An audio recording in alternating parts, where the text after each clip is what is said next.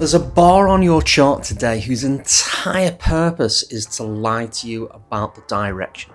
It breaks the high, it takes your money, and then walks straight back in the opposite direction. It even has a name, and the name tells you exactly what it does. So are you being lied to?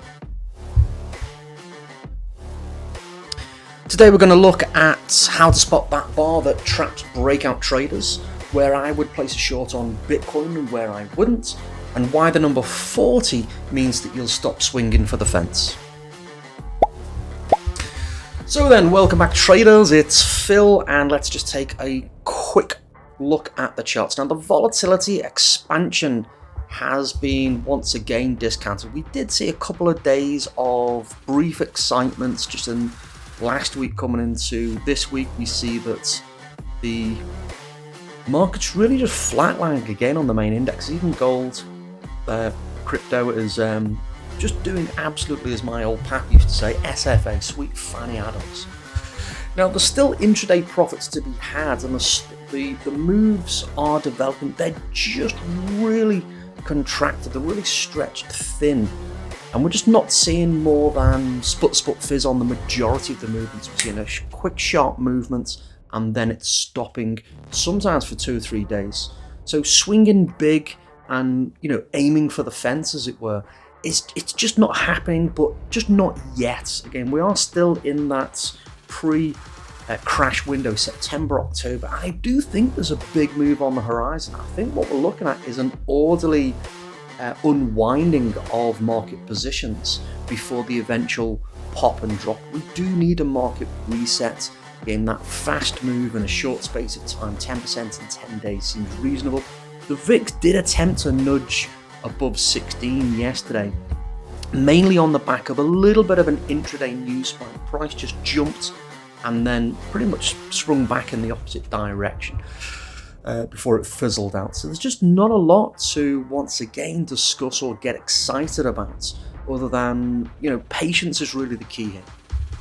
Now SPX remains bullish. We are, again, no matter which way we look at it, we're grinding sideways. The Bollinger Bands are contracted. It's currently bullish, but the Bollinger Bands are now catching up with price, so we could see that flip to bearish. So one thing to keep in mind is just make sure those signals are very close to the upper or the lower consolidation. And if you're not sure about this, look at the range. It's not massive. Wait for the breakout if you're not sure. Over on the point and figure, we can see that same consolidation. It really just highlights that we've got this ceiling between 7680 and 7700, and the rising lows just suggest that it's an ascending triangle.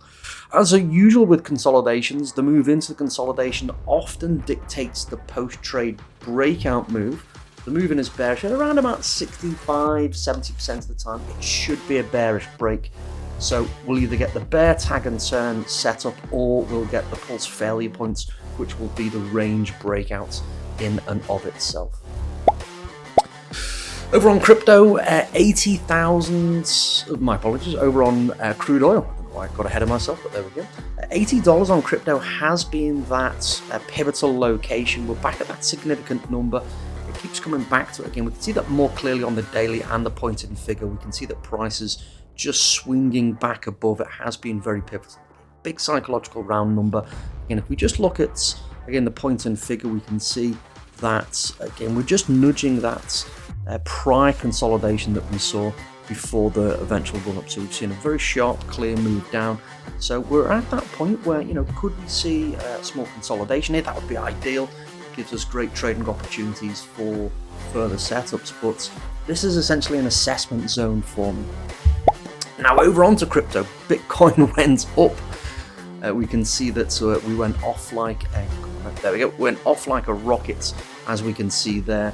We traded our inside bar. We took the break back into that inside day that we looked at earlier in the week, and we're now pushing to those new highs. And we can see that we're just failing to make new highs. A little bit clearer on the daily, where we have this what's called a Pinocchio setup. So it's just that break to a new high. Again, if we just look at the dailies, we've got the There we go. So we've got the push higher, we've got the pullback, we've got the continuation, the break to new high, 80,000, big psychological round number. Again, what we see is price runs up intraday and then comes down. So what happens is we basically close near where we opened, and develops this very long high-low range. So it gets often called a Pinocchio bar.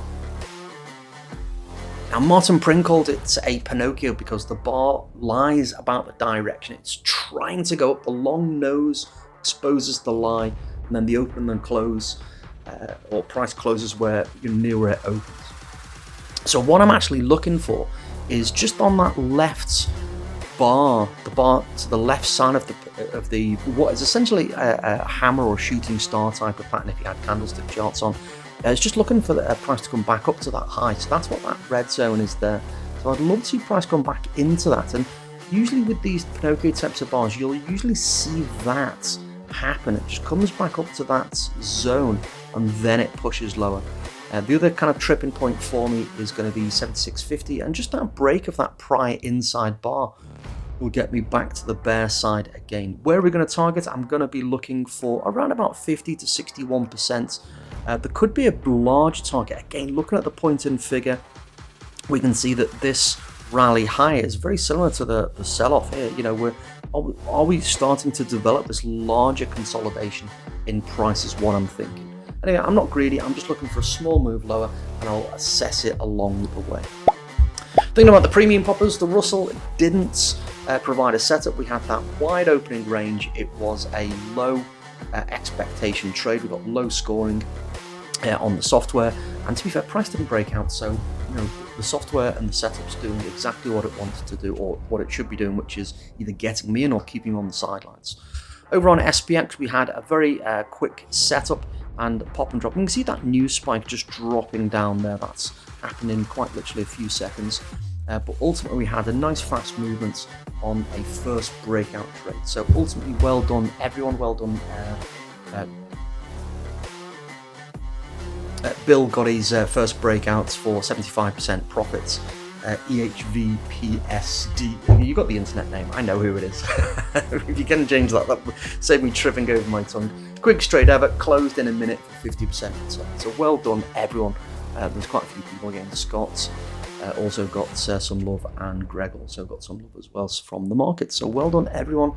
Whether you posted publicly or not, if you got something from the markets yesterday, the system and software is doing its thing.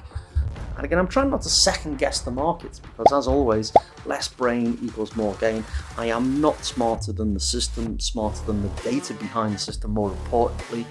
So if you want to learn how to collect morning income and weekly income from the markets in the way that we're talking about, using a systematic approach to find, filter and sort opportunities, rank them, score them, and let you know, bing bing, when to place them, click on the link in the description or check out antivestor.com, and I'll see you over there.